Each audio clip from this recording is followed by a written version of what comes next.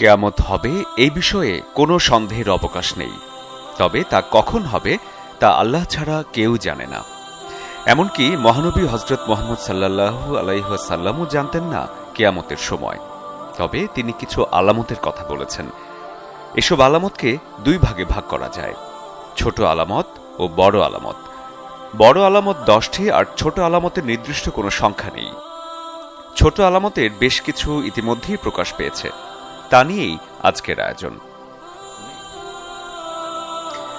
মহানবী সাল্লাল্লাহু আলাইহি ওয়াসাল্লাম বলেছেন, কিয়ামতের অন্যতম আলামত হচ্ছে তার মৃত্যু। অর্থাৎ মহানবী সাল্লাল্লাহু আলাইহি ওয়াসাল্লামের মৃত্যু থেকেই কিয়ামতের আলামত শুরু হয়ে গেছে। বলা যায় এটাই ছিল আলামতের শুরু। আরও একটা আলামতের কথা মহানবী বলেছেন, কিয়ামতের আগে তোমরা দেখবে খালি পায়ের বেদুইনরা একে অন্যের সাথে প্রতিযোগিতা করবে কে কত বড় ইমারত তৈরি করতে পারে। অর্থাৎ 70 থেকে 100 বছর আগেও যে আরবরা অর্থকষ্টে ছিল, তারাই এখন পৃথিবীর সবচেয়ে বড় বড় দালান তৈরি করছে, যার উদাহরণ দুবাইয়ের বুর্জ খলিফা।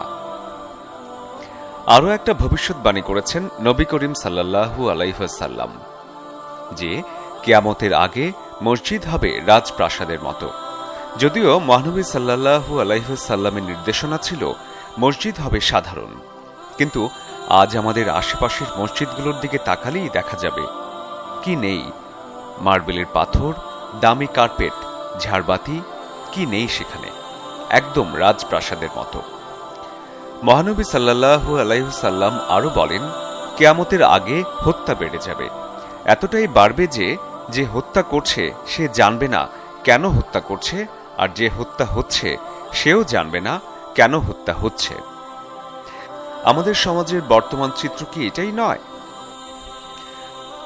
মহানবী সাল্লাল্লাহু আলাইহি ওয়াসাল্লাম আরও বলেন যে কিয়ামতের আগে সুদের ব্যবহার বেড়ে যাবে, এতটাই বাড়বে যে কেউ এর ধুলা থেকে বের হতে পারবে না।